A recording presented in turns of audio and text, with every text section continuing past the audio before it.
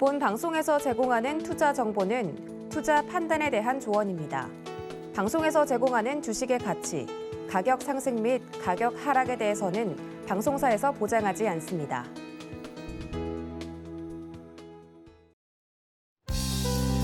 시청자 여러분 안녕하십니까? 최은정입니다. 오늘 새벽에 마감한 미국 뉴욕 증시가 장중의 변동성은 컸지만 그간 낙폭이 컸던 반도체 업종을 중심으로 상승세를 보이면서 3대 지수가 모두 오름세를 기록했습니다. 이런 소식이 전해진 가운데 오늘 국내 증시 양지수가 모두 오름세 나타내고 있는데요. 코스피는 장 초반에 등락을 했었는데 외국인들이 사자세로 전환을 하면서 오름폭을 확대하고 있고 코스닥도 상승폭을 조금 늘린 상황입니다. 자, 오늘도 오늘장 내일장 끝까지 함께 하시면서 시장의 주요 이슈들 투자 전략까지 챙겨가시기 바랍니다. 저희 방송은 유튜브를 통해서 참여가 가능합니다. 서울경제TV 검색하고 들어오셔서 시장과 관련한 궁금증 남겨주시면 반영해서 답변 드리도록 하겠습니다. 저희 방송에서 제공하고 있는 정보는 투자 판단에 대한 조언입니다. 해당 주식의 가치나 수익률을 보장하고 있지는 않습니다. 또한 서울경제신문과 서울경제TV는 당사의 브랜드입니다. 해당 서울경제증권TV와는 무관하며 기타 유사 명칭에도 주의해 주시기 바랍니다. 오늘 5월 3일 수요일, 화요일인가요? 화요일입니다. 오늘장 내일장 본격적으로 시작합니다.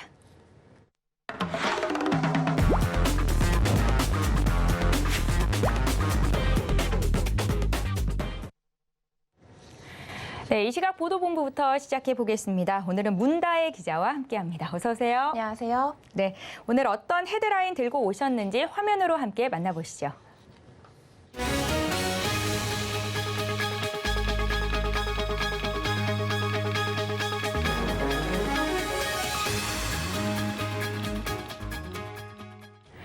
네, 새 정부의 이 국정과제 발표 소식부터 알아보도록 하겠습니다. 오늘 윤석열 정부가 국정비전과 국정과제를 발표했는데요. 내용 자세히 봐주시죠. 네, 오늘 대통령직 인수위원회가 윤석열 정부의 국정비전과 국정과제를 발표했습니다. 안철수 인수위원장이 오늘 오전 발표를 직접 했는데요. 인수위는 먼저 새 정부의 국정비전을 다시 도약하는 대한민국, 함께 잘 사는 국민의 나라로 정했습니다. 국가 경쟁력을 회복하고 선진국으로 재도약하자는 의미와 국민 개개인의 삶이 나아지는 나라를 실현하고자 하는 뜻을 담았습니다. 공직자들의 행동 규범인 국정 운영 원칙은 국익과 실용, 공정, 상식 4가지로 축약을 했습니다.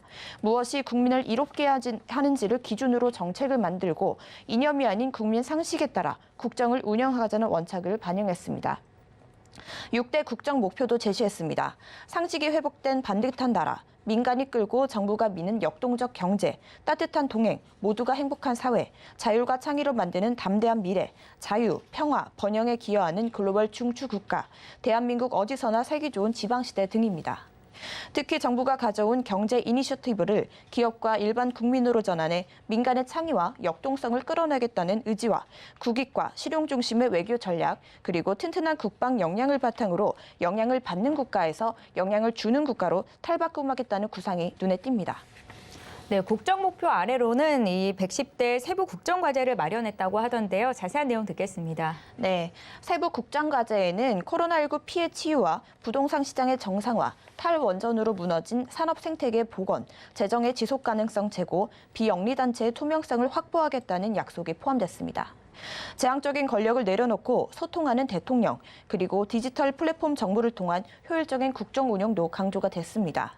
자유로운 시장을 만들겠다는 전제하에 전면적인 규제 개혁을 추진하고 혁신 금융 시스템을 구축하고 주식 양도소득세를 단계적으로 폐지하는 등 과세 제도의 합리화도 제시했습니다. 또한 사회적 합의 과정을 통해 연금 개혁을 추진하겠다고도 명시를 했고요. 국민연금의 지속 가능성과 공정성에 방점을 찍었습니다. 아울러 과학기술의 G5를 목표로 반도체와 디스플레이 등 초격차 전략 기술을 집중적으로 육성하고 우주시대 개막을 위해 기술 역량을 확보하며 세계 최초 사례를 선도하는 과학기술 초강국으로 도약하고자 한다고 밝혔습니다. 청년 세대에 대한 맞춤형 지원도 주요 과제로 꼽혔고요. 원칙에 입각한 남북관계로 한반도의 비핵, 평화를 실현해서 통일의 기반을 닦겠다고도 밝혔습니다. 또한 지방시대를 열기 위한 국정과제는 지역균형발전특별위원회가 대국민 보고회와 공청회 등을 거쳐 별도로 구체화할 계획입니다. 인수위는 국정과제를 이행하기 위해 총 209조 원이 추가로 필요할 것이라고 봤습니다. 네, 이번에는 소비자 물가 소식으로 넘어가 보겠습니다. 요즘 계속해서 물가가 오르는 분위기인데요. 수치가 어떻게 나왔습니까? 네, 지난달 소비자 물가 상승률이 2008년 금융위기 이후 최고 수준인 4%대 후반으로 치솟았습니다. 통계청에 따르면 지난달 소비자 물가 지수는 106.85로 작년보다 4.8% 올랐는데요. 이는 2008년 10월 이후 13년 6개월 만에 가장 높은 상승률입니다. 이는 우크라이나 사태 이후 국제 에너지 가격이 급등한 데다가 전기요금 인상과 계속되는 글로벌 공급망 차질, 수요 회복 등이 맞물렸기 때문입니다. 소비자 물가 상승률은 지난해 10월 3%대로 올라선 뒤 5개월간 3%대를 유지하다가 올해 3월 4%대를 넘어섰는데 지난달에는 4% 후반으로까지 뛴 겁니다. 지난달 물가 상승은 석유류 등 공업 제품과 개인 서비스가 견인을 했습니다. 공업 제품과 개인 서비스의 물가 상승률 기여도는 전체 물가 상승률 4.78%에 4.10%포인트로 집계가 됐습니다. 석유류와 가공식품을 비롯한 공업 제품이 7.8% 올랐고요. 특히 석유류는 휘발유와 경유, 자동차용 LPG가 일제히 오르면서 전달에 비해 30%대 상승률을 보였습니다. 네, 농축 수산물과 전기, 가스, 수도 물가도 모두 올랐다던데요. 수치 구체적으로 하나씩 짚어주시겠어요? 네. 예. 네, 지난 3월 오름세가 주춤했던 농축수산물도 축산물을 중심으로 1.9% 올랐습니다. 전기와 가스, 수도 물가도 6.8% 올랐는데요. 전기요금이 11.0%, 도시가스가 2.9%, 상수도료가 4.1% 올랐습니다. 서비스 물가는 전체적으로 3.2% 올랐고요. 개인 서비스 가운데 외식은 6.6% 올라서 1998년 4월 이후 최고치인 지난달과 같았습니다. 또 개인 서비스는 재료비와 인건비 등의 원가 상승 요인이 누적된 가운데 경기 회복으로 수요 측 압력이 커지면서 오름세를 이어가고 있습니다. 전세는 지난달보다 2.8%, 월세는 1.0% 각각 올랐습니다. 물가의 기조적 흐름을 보여주는 근원 물가는 3.6% 올랐고요.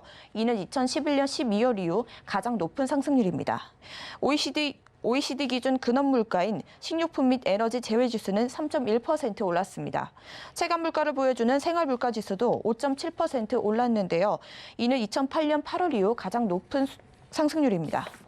통계청은 물가 전망에 대해 상당 폭의 오름세를 지속할 가능성이 굉장히 높다면서 당분간 오름세를 크게 둔화시킬 수 있는 요인이 보이지 않는다고 설명했습니다. 네, 이번에는요, 코로나19 엔데믹 전환에 따른 소식 짚어보겠습니다. 오늘 관련 업계가 모여서 목소리를 높였다고 하는데요. 어떤 내용입니까?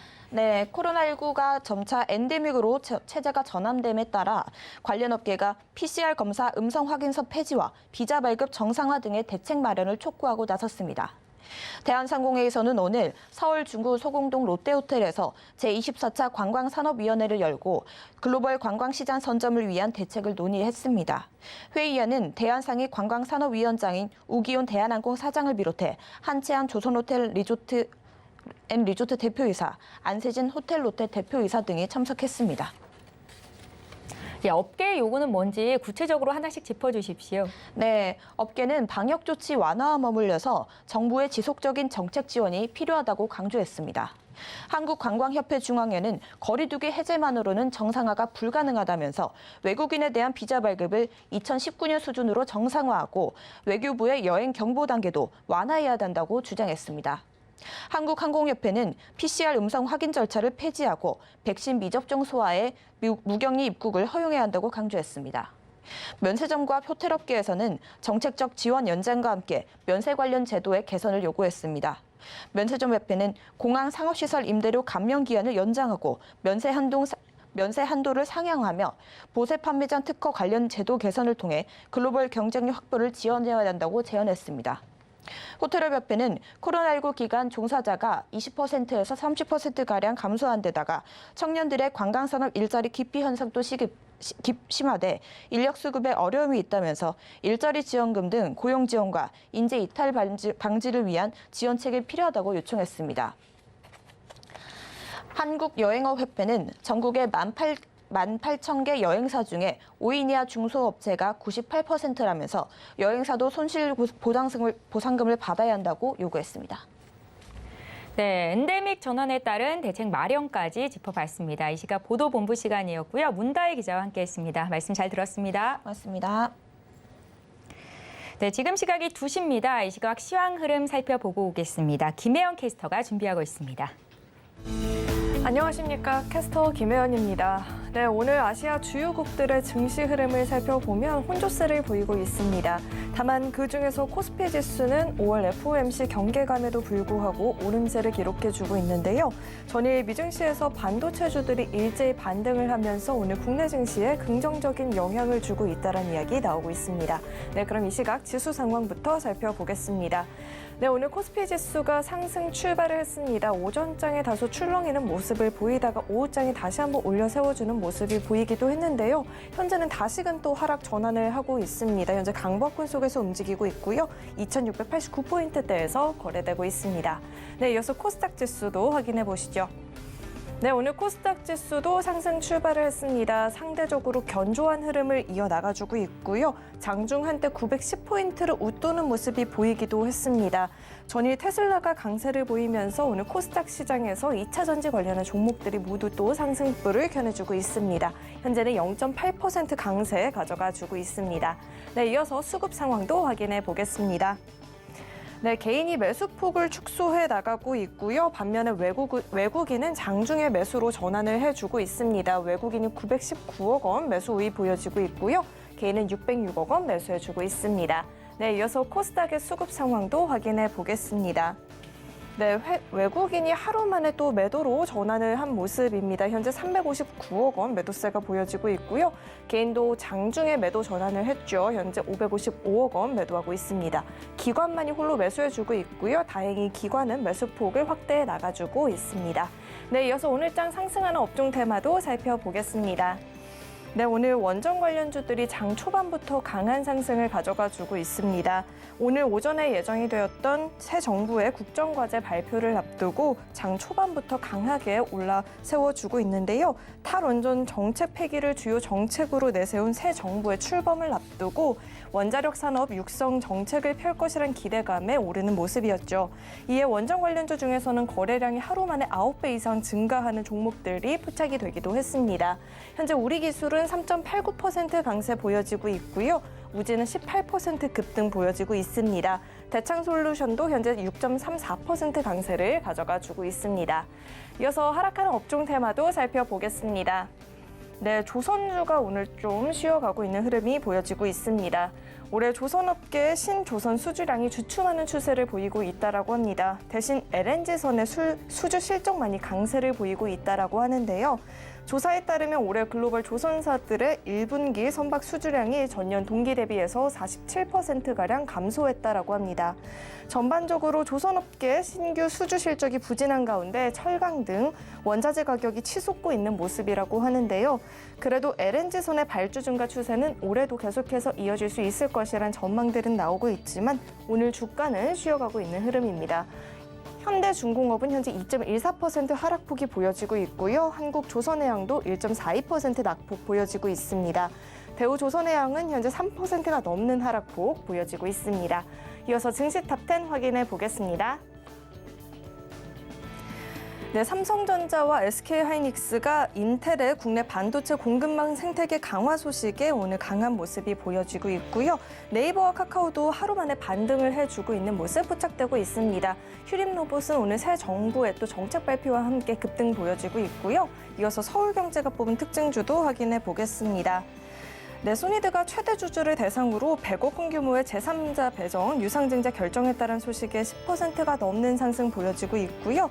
롯데칠성도 오늘 강한 모습 가져가주고 있습니다. ISC는 인텔이 한국 투자 계획을 확정하고 이른 시일 내에 공식화할 전망이라는 소식과 함께 인텔을 고객사로 두고 있는 ISC가 강세 보여지고 있습니다. 네, 그럼 먼저 카카오부터 자세히 살펴보도록 하겠습니다. 네, 인수위가 네이버와 카카오가 운영하고 있는 포털 뉴스를 관련해서 검증에 나서겠다라고 이야기를 했습니다. 알고리즘 투명성위원회를 신설을 하겠다라고 공식화했는데요. 또 단계적 아웃링크 추진 방향성까지 제시하고 있다라고 합니다. 현재 그래도 카카오의 주가는 1.37% 강세가 보여지고 있고요. 88,500원에서 거래되고 있습니다. 이어서 살펴볼 종목은 롯데칠성이 있습니다. 네, 2거래일 연속 신고가 경신에 나서는 모습이 포착이 되기도 했었죠. 1분기 깜짝 실적을 발표를 했다라고 하고요. 또 매출액과 영업이익이 각각 16%, 84.9% 증가했다라고 합니다. 여기에서 초동 부지개발 기대감까지 더해진 모습인데요. 장중에 또 하락 전환을 하고 있습니다. 현재 0.25% 내린 19만 9,500원에서 거래되고 있습니다. 마지막으로 살펴볼 종목은 옴니시스템이 있습니다. 네, 서울시가 올해부터 2030년까지 220만 수도 계량기 중 30%를 스마트 원격 검침 방식으로 전환하겠다라고 이야기를 했습니다. 올해 11억 원 예산을 투입을 할 예정이라고 하는데요. 관련 사업을 영위하고 있는 옴니시스템이 현재 2.99% 강세 보여지고 있고요. 2,410원에서 거래되고 있습니다. 지금까지 증시 탑10 확인해 봤습니다.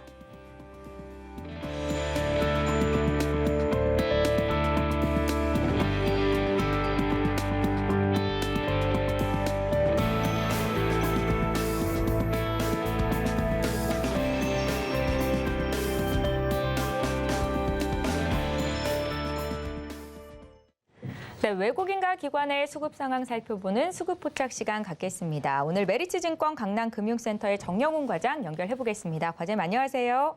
네, 안녕하세요. 예, 코스피 지수가 다시 하락 전환을 하고 있는데 오늘 좀 혼조세가 나오고요. 반면에 코스닥 쪽은 0.7% 강세 움직임이 나타나고 있습니다. 앞서 저희가 수급 상황을 살펴봤었는데요. 눈에 띄는 움직임이 있었을까요?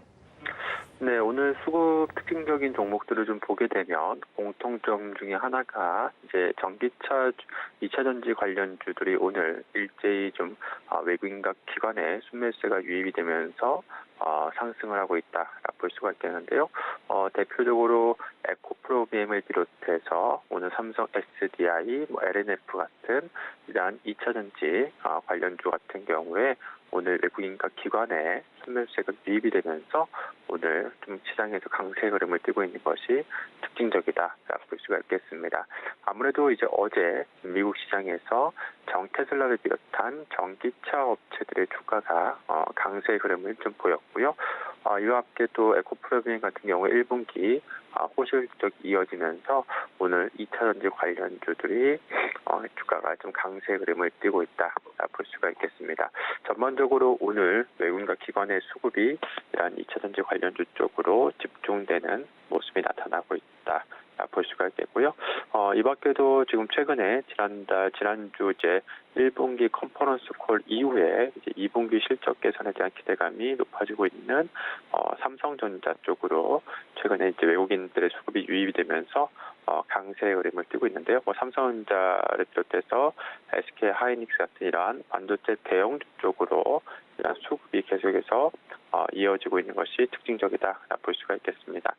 삼성전자 같은 경우에는 2분기부터 실적 개선 전망과 더불어 이 파운드리 사업에 대한 기대감이 좀 부각이 되면서 외국인의 수급이 계속해서 유입이 되고 있는 상황이고요. 이 밖에도 오늘 또 특징적인 게 은행주 쪽에서 좀 외국인 투자자들의 순매수세가 유입이 되면서 오늘 은행주가 아주 강세 흐름을 띠고 있는 것이 특징적이다라고 볼 수가 있겠습니다. 아무래도 이제 미국의 이제 FOMC를 앞두고 이제 빅스텝이 예고된 가운데 향후 이제 금리 인상 기대감이 좀 부각이 되면서 은행주 쪽으로 오늘 수급이 유입되고 있지 않나 그렇게 보여지고 있습니다. 예, 이 시각 수급 특징주 흐름 봐주셨고요. 이번에는 과장님께서 포착한 수급 특징주 투자 포인트와 함께 어떤 종목 보셨는지 듣겠습니다. 네, 이 중에서는 오늘 KB금융을 좀 주목을 하고 있습니다. 오늘 외국인 투자자들의 순매수세가 유입이 되면서 오늘 강세 흐름을 띠고 있는데요. 지난 1분기 KB금융 같은 경우에는 사상 최대 실적이다. 또 이제 시장 기대치를 상회하는 양호한 호실적을 지금 기록을 했는데요. 이자이익 증가와 함께 시장 컨센서스를 훌쩍 뛰어넘는 이런 실적을 기록을 했습니다. 이와 함께 또 분기 배당 정례화를 또 발표를 했는데요. 이로 인해서 향후 주주환원 가시성이 좀 제고됐다는 점, 이로 인해서 향후 또 배당 매력이 좀 부각이 될 수 있다는 점도 역시나 주가 상승에 좀 긍정적인 요인으로 작용할 것으로 보여지고 있고요. 여기에 지금 이번 주 이제 미국 FOMC의 금리 인상 이후 이제 국내 한국은행에서도 추가적인 금리 인상을 단행한다라고 한다면 추가적으로 일단 님 개선에 대한 기대감도 이어질 것으로 보여지고 있는 만큼 향후에 이제 기준금리 인상으로 순이자 마진이 지속적으로 상승할 수 있다라는 그러한 기대감으로 주가가 당분간은 좀 상승세를 유지할 가능성이 높지 않을까 그렇게 보고 있습니다. 예, KB금융에 대해서 구체적인 투자 의견까지 들어봤습니다. 오늘 수급포착 메리츠증권 강남금융센터의 정영훈 과장과 함께했습니다. 잘 들었습니다. 네, 고맙습니다. 예, 저희 마켓 로드맵으로 바로 이어가겠습니다. 시장을 주도하는 업종과 이슈에 대해서 심층 분석해 보는 시간인데요. 오늘 카카오페이 증권 기업금융센터의 윤정식 부장 연결합니다. 부장님 안녕하세요.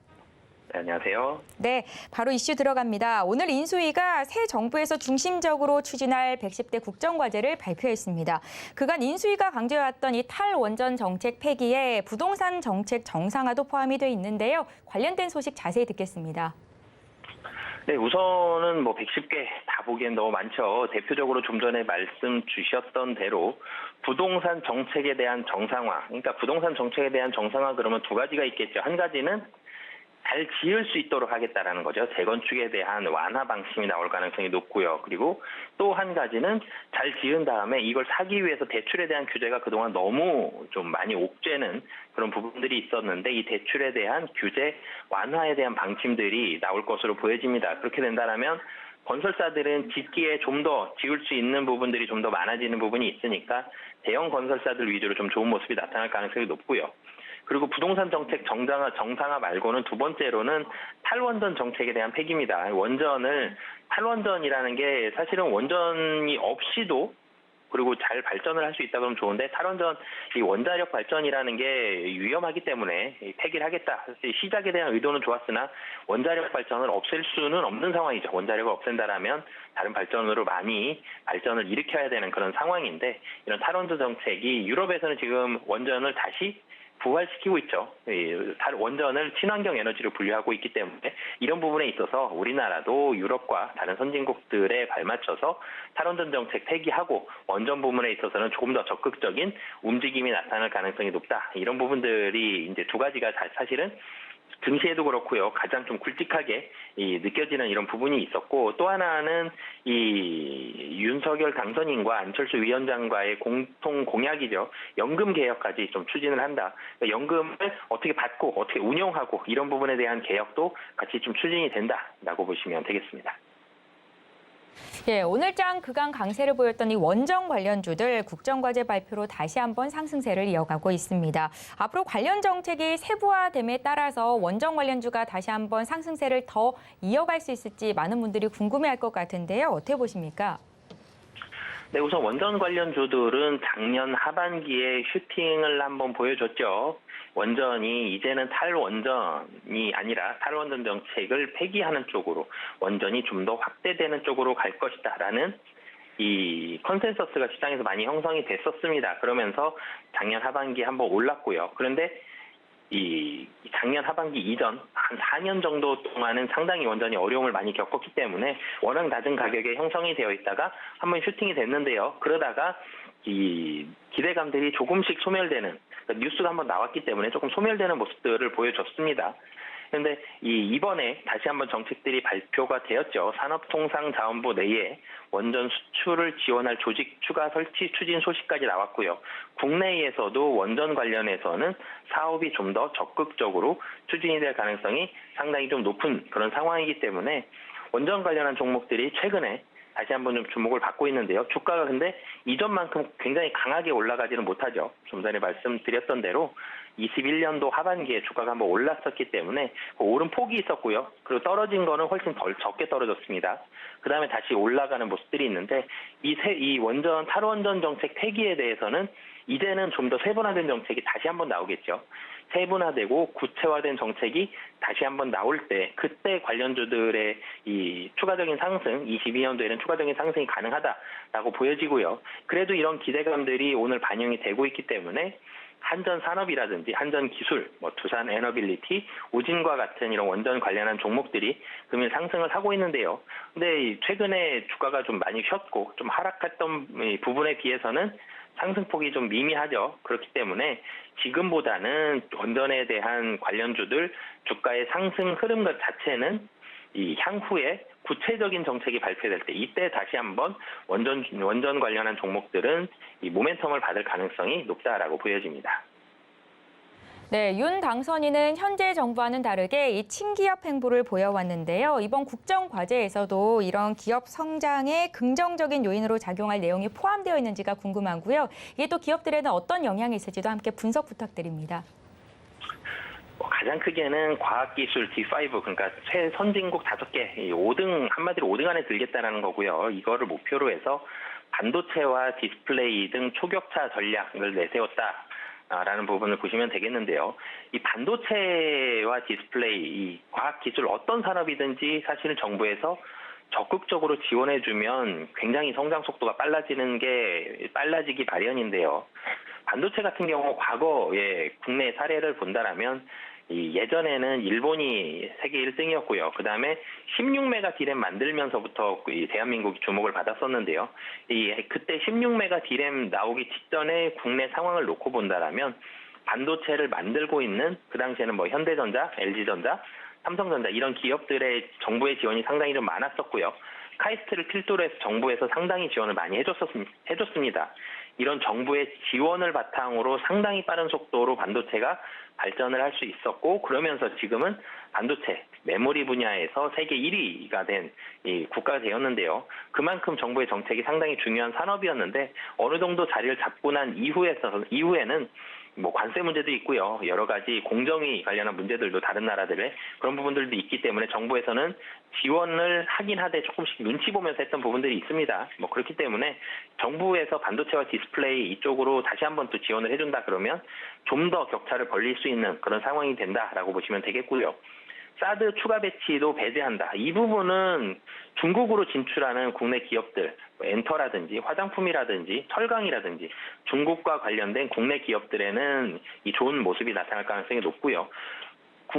지금은 미국이 국내와 우리나라와 무역에 있어서의 점유율이 2위이지만 원래는 중국이 1위였죠. 네, 사드를 기점으로 해서 1, 2위가 좀 바뀌는 모습이 나왔었는데 사드에 대한 추가 배치를 좀 배제한다라는 부분. 그러니까 중국에 있어서는 조금은 완화되는 이런 모습들이 나타날 가능성이 높다라고 보시면 되겠고요.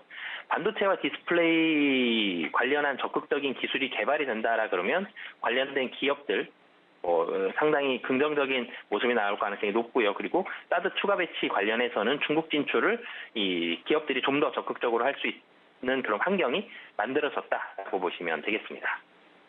네, 그런가 하면 이 기술 융복합과 제조업 그린 전환은 기존의 정책을 이어간다라고 밝혔는데요. 앞서 반도체 업종이 과거 정부 지원이 많았기 때문에 현재 메모리 분야 세계 1위 자리를 차지하게 됐다라는 말씀을 하셨는데 앞으로 반도체 2차 전지 관련 기업 올해 성장세는 어떻게 보시는지 말씀 부탁드릴게요. 네, 우선 반도체 관련해서는 하반기에는 좀 더 성장이 나타날 것으로 보여집니다. 작년 하반기부터 금년 3월까지는 반도체 가격이 계속 하락을 했는데요. 근데 3월과 4월 반도체 가격, D램과 메모리 이 가격을 비교해보면 하락이 멈췄습니다. 반도체 보통 분기별로 계약을 하는데요. 그렇게 본다면 4, 5, 6월은 하락이 멈췄다라고 보시면 되겠습니다. 드디어 기다렸던 하락이 멈췄고요. 이 생각보다 반도체 수급이 타이트한 상황입니다. 이런 부분들 본다면 하반기에는 반도체 가격 다시 한번 상승 가능성이 높은데요. 현재 반도체 가격 하락은 멈췄지만 반도체와 2차 전지 모두 원자재가 상당히 타이트한 상황이고요. 원재료 가격이 상당히 많이 올라와 있는 그런 상황입니다. 그렇기 때문에 원자재 관련한 영향력은 아직까지는 좀 남아있는 상황. 그러니까 가격적인 문제보다는 생산에 있어서의 그런 어려움들은 아직까지는 좀 남아있는 상황이고요. 하지만 기술적인 면에서 그리고 수급적인 면에서 본다라면 반도체 가격의 경우에는 4월에 D램과 낸드 가격의 하락이 멈춰있는 상황이다. 그렇기 때문에 가격적인 면에 있어서는 상당히 긍정적인 상황이다라고 보시면 되겠습니다. 2차 전지 관련한 기업들은 1분기에 우려감들이 좀 많았었는데 1분기 뚜껑을 열어보니까 LG 에너지 솔루션도 그렇고요. 삼성 SDI도 상당히 좋은 실적을 보여줬습니다. 이런 부분들 본다라면 1분기 걱정했던 1분기였는데요. 걱정했던 1분기 잘 넘겼고요. 2분기부터는 산업의 성장 속도가 좀 더 빨라질 가능성 높다라고 보시면 되겠습니다. 네, 잘 알겠습니다. 최근 러시아와 우크라이나 간 전쟁이 장기화되면서 이 방산주가 주목을 받기도 했었는데요. 오늘 발표한 국정과제에 따르면 사드 배치 공약은 빠져 있더라고요. 한국형 삼축 체계를 확보한다라고 밝혔는데 이게 국내 방산주에는 어떤 영향이 있을까요? 우선은 러시아와 우크라이나 사태로 인해서 개별 방산 기업들의 실적은 호조세를 보여준다라고 보시면 되겠습니다. 개별 방산 기업들, 사실 방산 기업은 실적이 안정적인 모습들은 있지만 성장성에 있어서는 어려움들이 좀 있었는데요. 이런 부분들에 있어서의 어떻게 보면 성장에 대한 추가적인 플러스 알파의 모멘텀을 받았다라고 보시면 되겠고요. 새 정부에서는 우주 항공 육성의 공비 증강 이런 부분들까지 있기 때문에 항공과 관련한 종목들도 최근에 좀 주목을 많이 받고 있는 그런 상황입니다. 그렇기 때문에 차기 정부에서는 한미 방산 FTA라든지 발사체 개발과 같은 이런 로드맵들을 좀 구체화하면서 이런 방안들을 추진할 가능성이 높다라고 보여집니다. 예, 오늘 인수위가 발표한 국정과제 중에서 우리가 주가적인 측면에서 접근해볼 만한 섹터 종목들을 찾는 게 우선적이 돼야 될 것 같은데요. 또 부장님께서 탑픽하고 계시는 종목까지 의견 함께 여쭤볼게요. 네, 제가 이 반도체와 2차 전지 말씀을 오늘 좀 많이 드렸는데요. 반도체 관련해서는 좀 주목을 해보셨으면 좋겠고요. 그 중에서도 탑픽으로는 SK 하이닉스를 좀 말씀을 드리고 싶습니다. 이 최근에 국내 시장이 좀 좋지 않죠. 그러면서 삼성전자, SK 하이닉스 주가가 조금 힘을 못 쓰는 그런 모습들이 있었는데 하이닉스는 수급적인 측면에서 영향을 받았었지 하지만 1분기 실적은 굉장히 좋은 실적을 보여줬습니다. 1분기는 어닝 서프라이즈를 기록을 했고요. 사상 최대 분기 단위 영업이익 그리고 낸드 사업부가 하이닉스의 어떻게 보면 아픈 손가락이었는데 이 낸드 사업부가 흑자로 전환하는 모습을 보여줬습니다.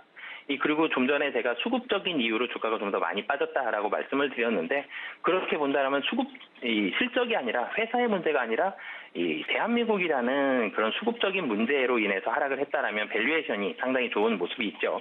그렇게 보면 지금 주가 자리는 가격적으로는 상당히 매력적인 자리다라고 보여지고요. 이 밸류에이션이 퍼가 7배가 채 되지가 않습니다. 그런 부분들은 충분히 추가적인 상승에 대한 가능성은 굉장히 높은 상황이다라고 정리해 보겠습니다.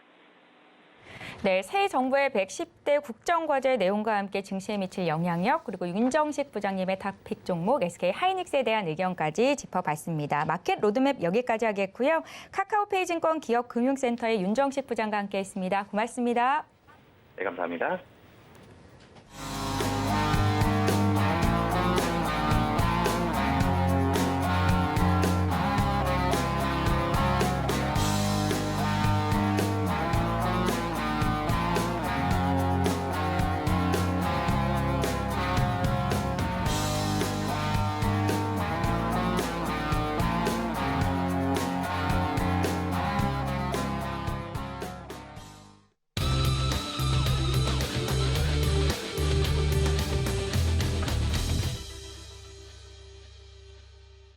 네, 마켓 리더들과 함께 시장의 주요 이슈 심층 분석해보겠습니다. 이슈 칼럼 시간이고요. 오늘 SPM의 김형진 대표와 함께합니다. 대표님 어서 오세요. 안녕하십니까? 예, 드디어 FOMC가 오늘과 내일 이렇게 양일간 회의가 펼쳐질 예정인데요. 이 이벤트도 중요하겠지만 그 이후로 또 우리가 주식시장 어떻게 분석해야 되는지도 중요할 것 같습니다. 함께 의견 좀 들어볼까요? 네, 맞습니다. 특히나 이제 해외 주식 하시는 분들은 인덱스형 ETF를 많이 투자하시니까요. 네. 오늘 이후에 이제 방향성도 상당히 궁금해하실 것 같고 그래서 긴장들을 많이 하실 것 같습니다.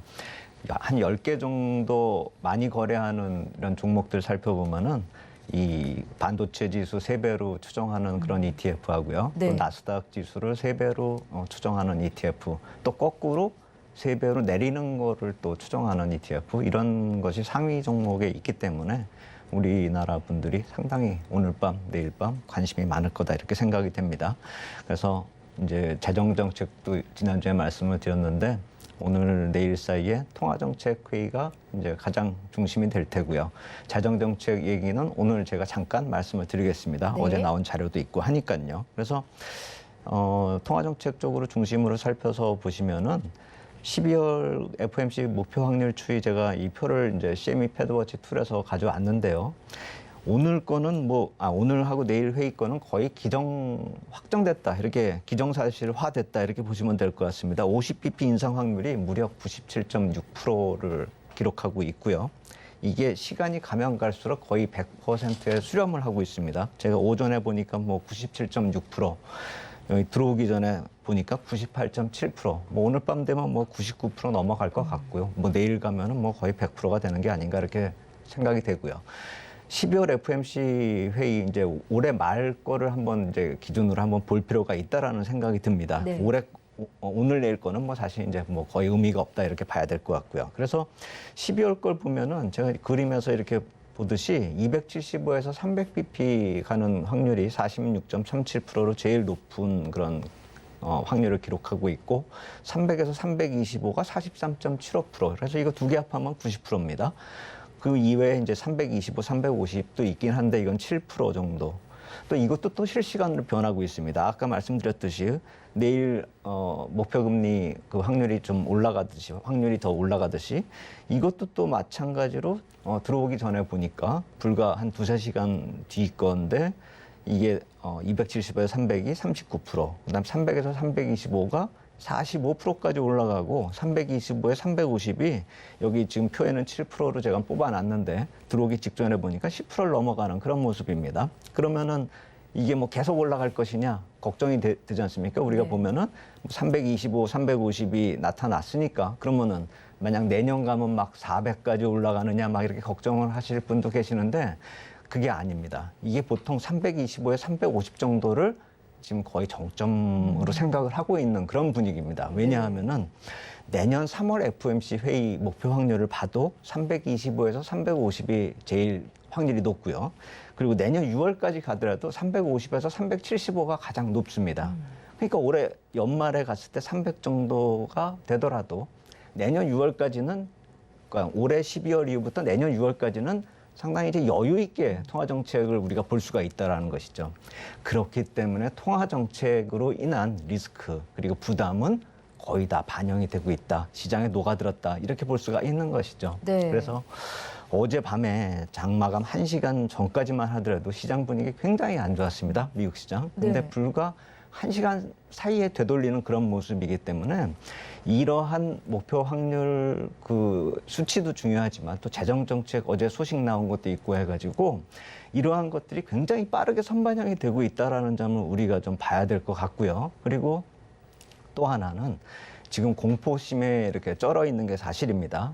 어제 반등을 하고 지금 우리나라 시장 반등을 하고는 있지만 저변에 보면 아직도 불안감이 아주 깊숙이 자리 잡고 있거든요. 근데 어제 우리가 시장에서 보면 알 수 있듯이 조금만 반등이 나오면은 그 공포 심리가 바로 탐욕으로 변질이 돼버리는 것이죠. 변화가 된다라는 것이죠. 그리고 거꾸로 또 공포심으로 다시 돌아서는 것도 한순간인 그런 상황이기 때문에 지금 투자 심리가 굉장히 빠르게 변하고 있다라는 사실 우리가 이쪽은 좀 놓치면 안 될 것 같다라는 생각이 들고요. 그래서 또 하나 이 전체적으로 이제 금리가 거의 다 지금 인상을 반영하고 있다라는 것은 제가 이 10년물 국채 선물을 계속 2018년하고 비교를 해서 말씀을 드리는데 지금 2018년 수준까지 떨어지면 저는 이게 거의 다 반영된다라고 전에도 말씀을 드렸지만 지금 거의 그 수준까지 가고 있는 겁니다. 그래서 여기 그림에서 보시면은 지금 2018년 수준까지 거의 내려왔는데 네. 이 2018년 때 기준금리가 2.25에서 2.5%였었고 이때 실질 금리가 10년물 금리가 한 3% 넘어가는 그런 상황이었거든요. 지금 거기까지 갔다라는 점을 감안한다면 지금 기준금리는 0.5%임에도 불구하고 지금 상당히 빨리 이게 시장에 반영이 됐다라는 것이죠. 그렇기 때문에 우리는 통화정책 쪽에서 나타나고 있는 리스크는 상당 부분 인식이 됐고 시장에 반영이 됐기 때문에 네. 오늘 내일 사이에 금리 쪽에서 나오는 코멘트는 별로 그렇게 걱정할 필요가 없는 것이고 향후에도 금리 때문에 걱정할 필요는 별로 없는 것이 아닐까. FOMC 회의 볼 때는 이제 금리 쪽은 약간 좀 우려할 필요가 없다 이렇게 생각이 됩니다. 네.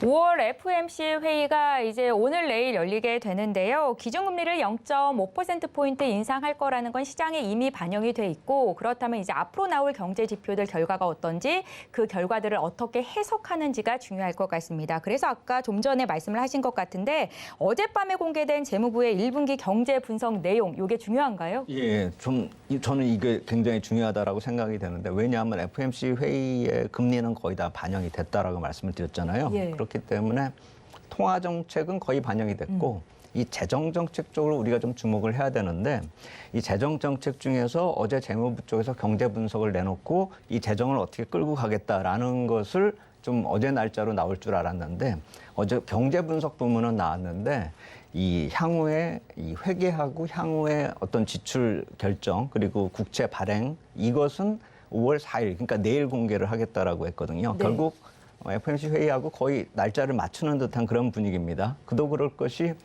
페드가 이 자산 매각 규모를 결정하는 거하고 거의 맞물려 있는 그런 재정 정책하고 맞물려 있는 상황이기 때문에 같이 발표하는 게 어떻게 보면 맞을 것 같다라는 생각이 듭니다. 그래서 어제 나온 그 자료만으로 보더라도 어느 정도 힌트를 얻을 수가 있을 것 같아서 어제 오픈된 자료는 또 제가 좀 말씀을 드리고요. 그리고 공교롭게도 어제 이 자료가 나오는 시점부터 미국 시장이 반등을 했습니다. 네. 그래서 이 내용이 중요하다라는 게 아니라 조그만 모멘텀이 발생이 되더라도 시장은 빠르게 반영하는 그런 상황이다라는 점. 그리고 이 내용이 긍정적인 것도 있지만 부정적인 것도 있고 이렇게 좀 혼합적인데 부정적인 면이 오픈되더라도 그건 악재에 오픈되는 그런 뉴스화다 이렇게 인식이 되는 그런 상황이라는 점을 우리가 생각해 본다면은 지금 하방 쪽으로 걱정하기보다는 좀 악재가 나와도 반영이 된 상태에서 뉴스의 현실화 이렇게 보실 필요가 있다라는 생각이 듭니다. 네. 그래서 그 재무부의 1분기 경제 분석 내용을 이렇게 보시면은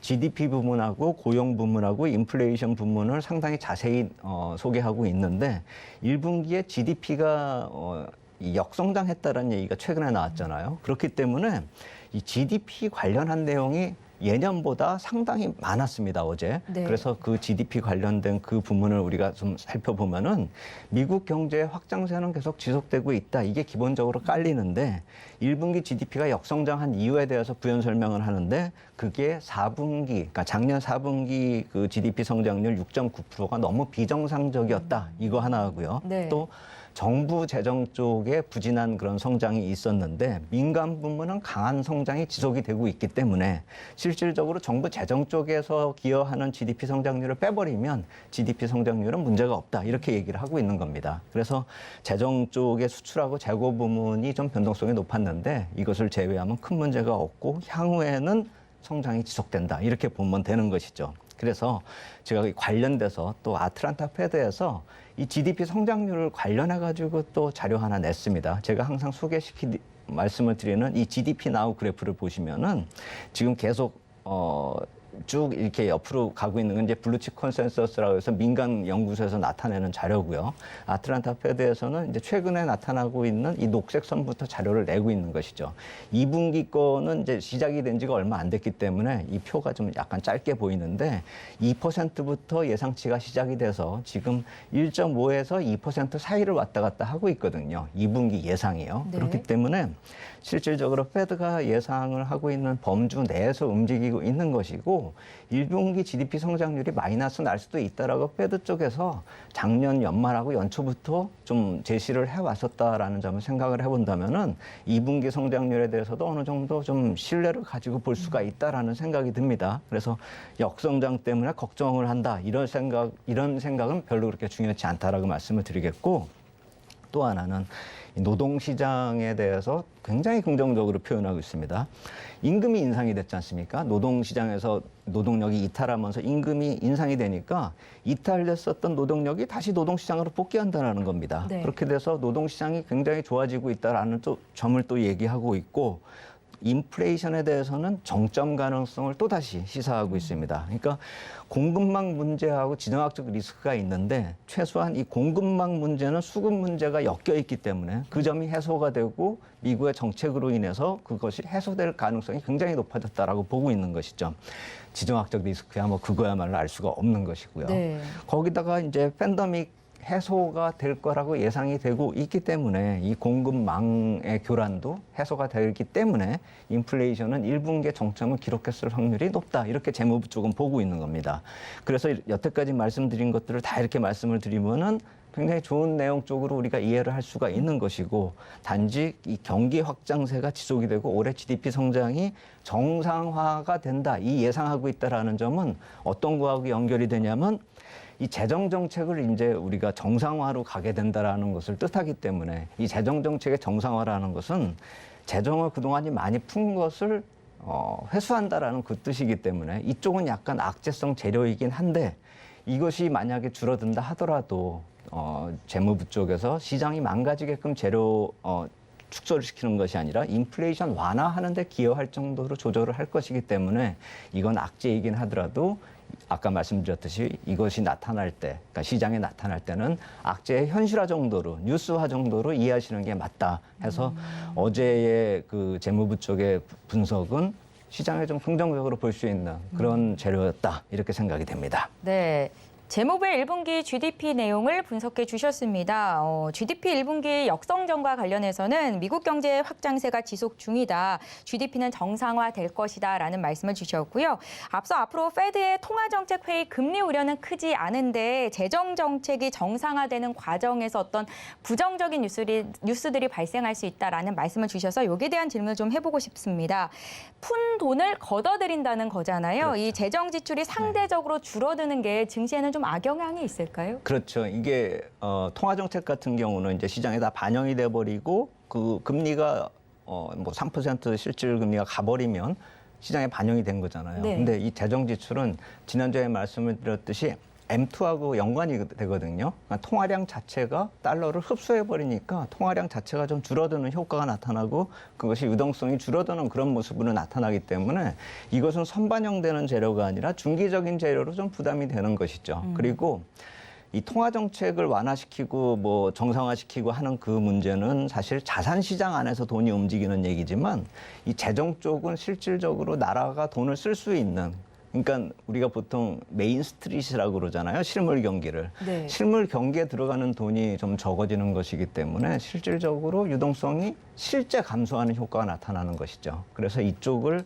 뭐 통화 정책보다 좀 적은 비중으로 볼 수가 없다라는 것이죠. 그래서 이 전년 대비 좀 줄어드는 이 재정 지출, 이거는 3달 전에 나온 자료입니다. 근데 어제 이 자료가 나올 것이라고 생각이 됐는데 나오지 않았기 때문에 제가 지난번에 나온 자료, 3달 전에 나온 자료로 연계해서 말씀을 드리면은 이 노란색 표로 나타나고 있는 것이 올해의 재정 지출이거든요. 미국은 참고적으로 10월부터가 회계 연도가 시작이 됩니다. 10월부터 올해 9월까지요. 그래서 10, 11, 12 이 노란색이 이 녹색보다 좀 줄어들잖아요. 실질적으로 재정 지출이 줄어들고 있다는 겁니다. 그래서 1, 2, 3월 집계도 아마도 이게 좀 줄어들었을 것 같고, 향후에도 좀 그렇게 될 것 같다, 이렇게 보시면 될 것 같고, 그것이 어떻게 재무부가 연동시키고 있냐면은 GDP 대비 몇 프로냐, 이거를 또 재정적자 비율로 이렇게 어느 정도 목표를 삼고 있거든요. 그래서 여기 이 점선 그래프를 중심으로 보시면 되는데, 여기 보시면은 2000년도하고 2021년도에 쪽 아래쪽으로 쭉 끌어내리고 있는 것은 그만큼 재정 적자가 심해졌다라는 것이죠. 네. 그리고 2020년도에 가면은 이 재정 적자가 확 올라오잖아요, 위로. 그만큼 돈을 흡수하게 된다라는 것이죠. 그러니까 국채 발행을 덜 한다라는 것이죠. 그래서 이것이 페드가 가지고 있는 국채를 매각을 하는 그런 과정이 있기 때문에 국제 시장의 총 유동성을 보면 변하지가 않아요. 근데 페드가 매각을 하고 재무부가 발행을 덜 하기 때문에 실질적으로 재무부, 정부 쪽에서 쓸 수 있는 돈은 줄어드는 것이죠. 그렇기 때문에 이 재정 적자를 감소하겠다는 재무부의 계획이 계속 앞으로 향후에 지속이 될 것이기 때문에, 그림에서 보시면은 이것이 계속 평평하게 옆으로 가거든요. 그러니까 2023년까지 줄어들고요. 가만 생각해 보시면, 그렇다면 2000년도하고 2021년에 돈을 많이 풀었고 재정을 감소시키면서 2022년도 올해 확 줄어들잖아요. 그리고 2023년도부터는 옆으로 쭉 가게 된다면은 유동성 감소가 시장을 악화시키는 그 효과는 올해에 거의 다 반영이 된다는 것이고, 이제 두 분기가 지나가고 있는 상황이라고 놓고 보면 올해 4분기 중에 2분기가 반영이 됐기 때문에 네. 악재의 50%는 이미 다 반영이 됐다 이렇게 봐야 되는 것이죠. 그래서 아까도 말씀을 드렸듯이 시장에는 공포심이 굉장히 많이 남아 있습니다. 통화 정책이 바뀌면 어떻게 하느냐, 부담이 되면 어떻게 하느냐, 이 하나인데 그 하나는 벌써 아까 말씀을 드렸죠. 그건 다 반영이 됐다고요. 그럼 재정 쪽의 변화, 재정 적자 감소시킴으로 인해서 유동성이 감소되는 건 어떻게 하느냐? 이거 역시 마찬가지로 2분기가 지남으로 인해서 이제는 50% 이상 반영이 됐다 이렇게 보시면 되는 것이고, 향후에 있어서는 이것이 반영되는 속도가 점차 빨라지면서 이 역시 마찬가지로 악재로서의 운명을 다할 것이다 이렇게 볼 수가 있는 것이죠. 그렇기 때문에 올해 오늘 밤 내일 밤 나타나고 있는 회의 중에서 통화 정책은 이미 반영이 됐고 재정 적자에 남은 것은 뭐냐면은 페드가 보유 자산을 얼마나 매각하느냐가 이제 남아 있는 것이거든요. 실질적으로 두 가지 악재는 다 반영이 됐고, 페드가 자산 매각을 너무 심하게만 하지 않는다면 시장은 터닝 포인트가 돼서 반등을 좀 강하게 나타날 것이다. 중기적으로 상승 추세로 접어들 수 있는 모멘텀이 될 수도 있다. 이 점을 좀 볼 필요가 있다 생각이 됩니다. 네. 말씀하신 내용을 종합해 보면 이제 내일 있을 FOMC 회의가 마무리가 되면 자산 시장의 흐름이 어느 정도 방향을 잡을 것이다라고 분석해 볼 수 있을 것 같습니다. 저희 김영진 대표는 다음 주 이 시간에 또 만나 뵙고 앞으로의 시장 흐름에서 중요한 부분이 어딘지 또 체크해 보는 시간 갖겠습니다. SPM의 김영진 대표였습니다. 고맙습니다. 감사합니다. 네, 오늘장 내일장 오늘 저희가 준비한 소식은 여기까지입니다. 저희 방송에서 제공하는 투자 정보는 투자 판단에 대한 조언입니다. 해당 주식의 가치나 수익률을 보장하고 있지는 않습니다. 저희는 여기서 마치고요. 잠시 뒤 마감 임박 60분의 승부로 돌아옵니다. 고맙습니다.